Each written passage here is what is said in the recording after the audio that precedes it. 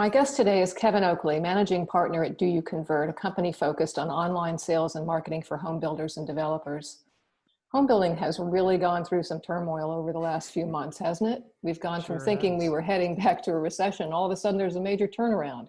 What are you hearing from the builders you work with, Kevin? It was What's a wild changing? ride down on website traffic for the 50 plus builders that we have aggregated data for in over 35 states and multiple different sizes, from a 30% decline in website traffic to now an 80% here in the month of June increase over last year in the same time period. So it has been a ton of adjustments that's needed. But right now, what we're seeing coming through this as we have is that sales goals don't really mean anything, which is funny. And what I mean by that is when I talk to owners and sales leaders, and they say that they're having record-breaking months of sales. As a marketer, my question is, okay, so do you want to spend less, or what kind of adjustment? And they're like, no, you don't understand. We just want all we can get as fast as we can get. So what we've had to reframe is a lot of times we're trying to work backwards from company goals in a given month or a time period, and breaking those into smaller pieces to figure out how many traffic units we need, how many appointments, how much website activity is necessary. And right now, none of that matters. Everyone is trying to grab as much as they can, as fast as they can. At the same time, where the money needs to go has been shifting. And by the way, it's third time in a year where rather dramatic shifts in budget allocation for marketing. And normally that needs to only happen to like every 2 to 3 years. There's something that changes on the digital side. So this is unprecedented in terms of the amount of mental ping pong we're playing on where digital money is going. And then the last thing that I'd be remiss to not say is changing rather rapidly is that follow-up did get better from home builders by about 15% during the depth of the pandemic, late March and to mid-April.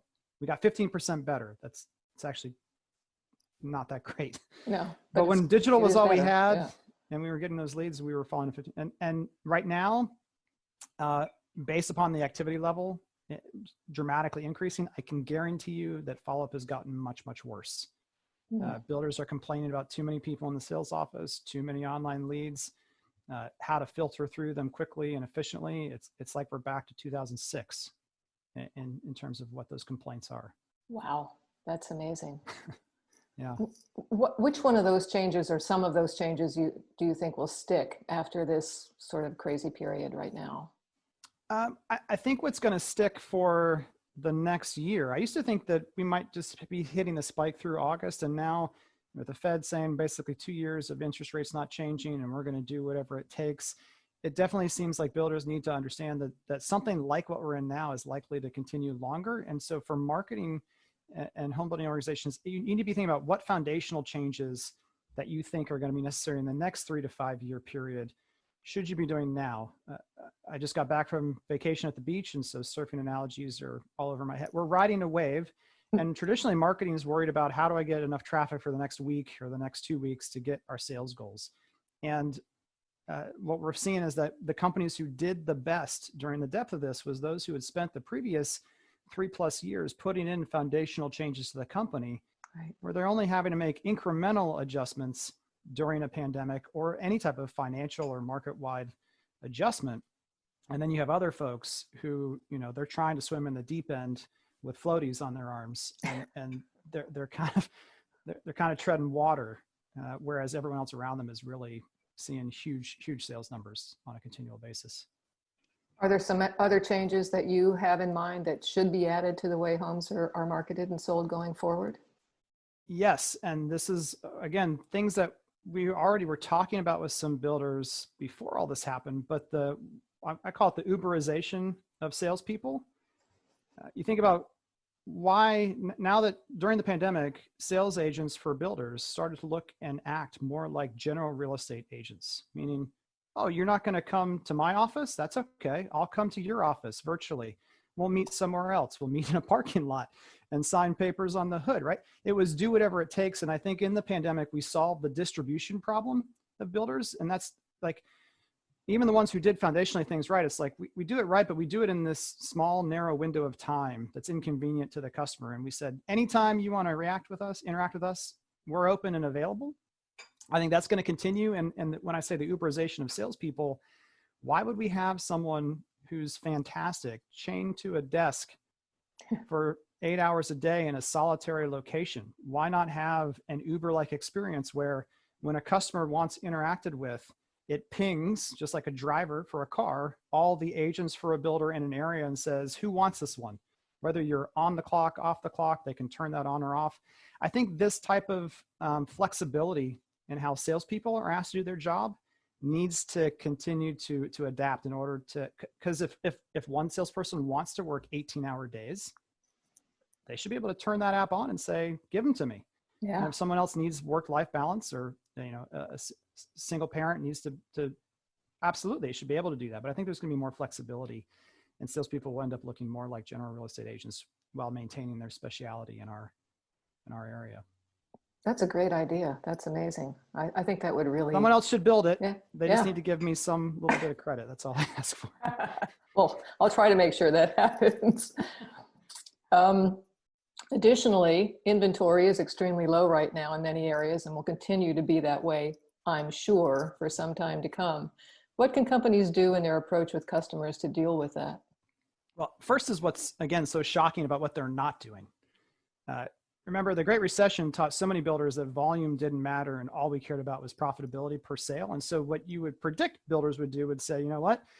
I don't know how long it's going to take to build the house. I don't know where my costs are going to go if the time elongates. And so I'm going to be very selective, jack up prices, and try to get great margins. Instead, what we're seeing is, again, people are saying, I'll sign as many contracts as I can, but they're setting clearer and more definitive expectations with the customer. I just got off a coaching call with a builder in Texas who said, we're telling people, you buy today, your house may not start until October or November, and it may be a 9 to 15 month total build time. That's unprecedented for a builder in Texas, a production builder in Texas, to say that. And they're also saying things like, hey, every month's worth of sales in a community that we continue to push out in advance, we just have automatic price increases built in, $4,000 every 3 sales, if that's the start capacity for a community in a month. So what's interesting is that for the most part, I'm not hearing of discounts, incentives. Those have pretty much all gone away, of course, with the demand. But on top of that, they're just setting very clear expectations, saying it's okay if you don't buy from us. We're still having record-setting sales months. But I think the only kind of salesy tactic thing to say that makes a lot of sense to me is just saying, hey, the time's going to pass anyway. And what the pandemic has taught a lot of people is they don't want to compromise. So you want what you want. Time's going to pass anyway. When we get to 12 to 15 months from now, wouldn't you rather be in the place you want with the home you want?